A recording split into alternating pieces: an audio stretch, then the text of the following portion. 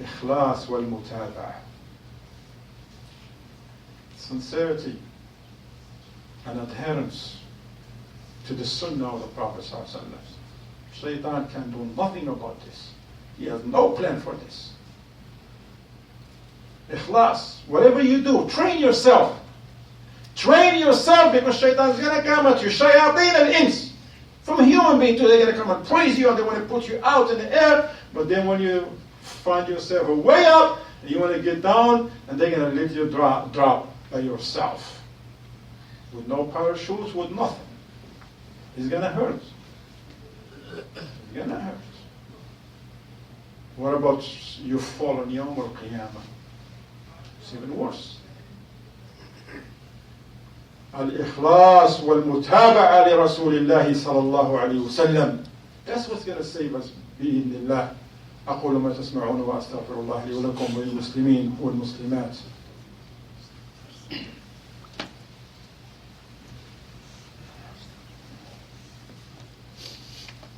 الحمد لله الذي أرسل رسوله بالهدى ودين الحق ليظهره على الدين كله وكفى بالله شهيدا وأشهد أن لا إله إلا الله وحده لا شريك له إقرارا به وتوحيدا وأشهد أن محمدا عبده ورسوله صلى الله عليه وعلى آله وصحبه وسلم تسليما كثيرا مزيدا أما بعد عباد الله أيها الأحبة أيها المسلمون.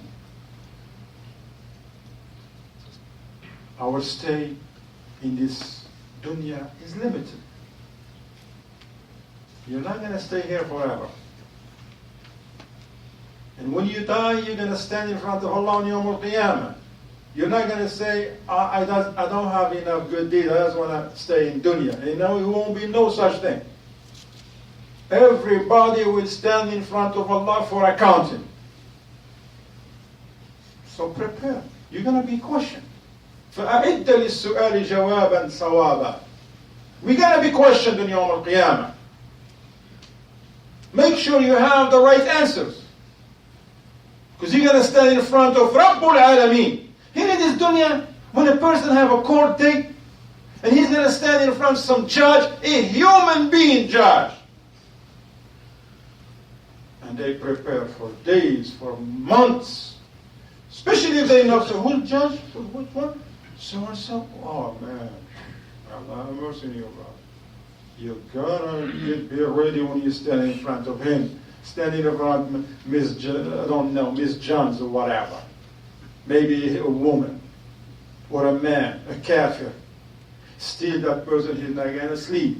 He's going to ask people, well, what can I do? What can I get me from this? Help me, please. This.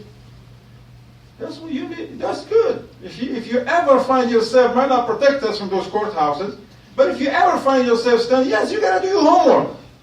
You got to go prepare. But what is the aib? The aib is when a person does not prepare for Yawm al-Qiyamah. You're going to stand in front of Rabbul Alameen. Not only that you're going to be questioned, but the scrolls of your books of records are being laid open for you. So here you may, people, they get away with stuff in this life. Not enough evidence. Or evidence is not like that. No witnesses. Can you use that on Yawm al-Qiyamah? Not enough evidence? Serious? No witnesses? Serious? What about those two angels that Allah has pointed on you? One on the right, one on the left. You're saying nobody sees you? What about Rabbul Alameen, who sees everything? Because he is a Sami' al-Basir al-Alim.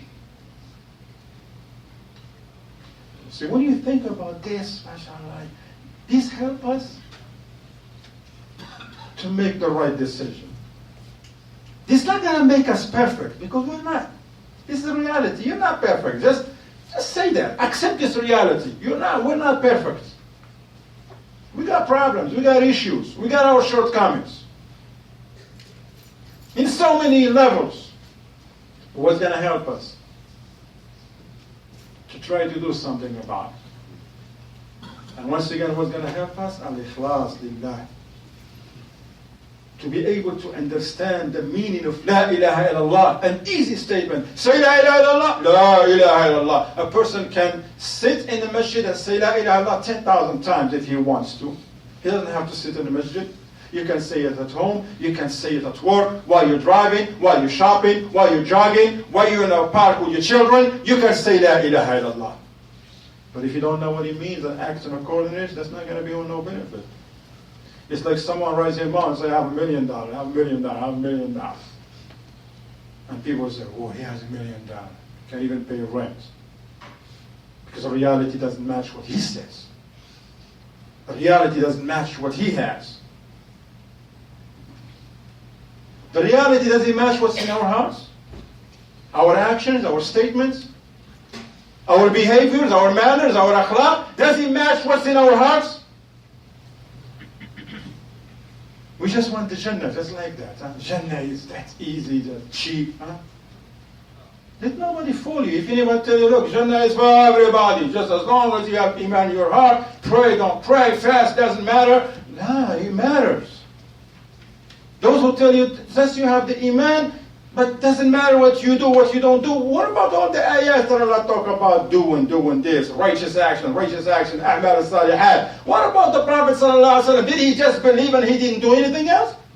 He used to stand for tahajjud until his feet swell, sallallahu alaihi wasallam.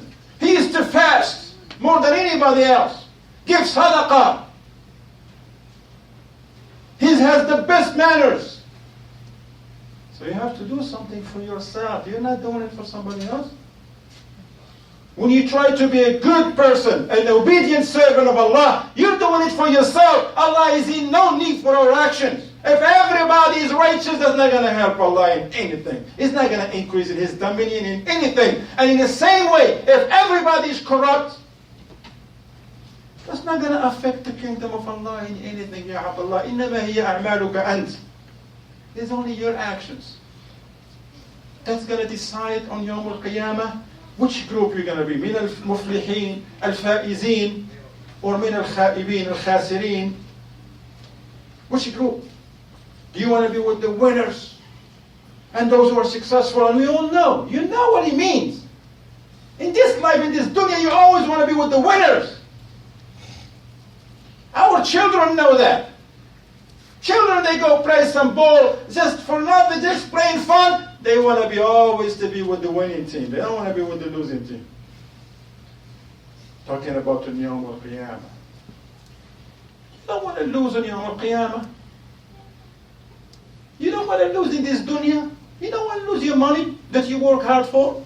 You don't want to lose your business. Now you want to see it thrive. You are seeing it being successful. But what you do, you work hard, right? Ask any businessman who's successful. He was just sleeping and then money coming, flowing, right? That's work like that. They work hard. While other people are sleeping, they're waking up early in the morning. While other people are I don't know what they're doing, they're working. That's why they get to where they are.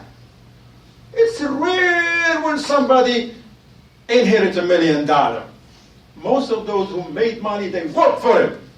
Same way. Nobody is born memorizing Quran, knowing the Sunnah, speaking Arabic fluently, understand the Deen. You gotta work for it. You want the Jannah? Alhamdulillah, it's beautiful things. Ask Allah for it. Prophet taught us ask al-Firdaus al-A'la. Ask the best parts for Jannah. So you have to do something. Allah didn't ask for money. Allah didn't say, well, for those al-A'la, you gotta have $10 billion. None of that. You can be the poorest person on earth. Never have a dime to your account. And you can make it to Jannat al-Firdaus. May Allah make us and you from there. Ameen. Have righteous actions. Ikhlas lillah. Whatever you do, do it for Allah. Don't do it for some people. People are going to come at you, they want to try to put you here. Oh, look at him. Say, astaghfirullah wa atubu ilayh. Ya Rabbi, save me from what they say about me. They don't know me as you know me, O Allah.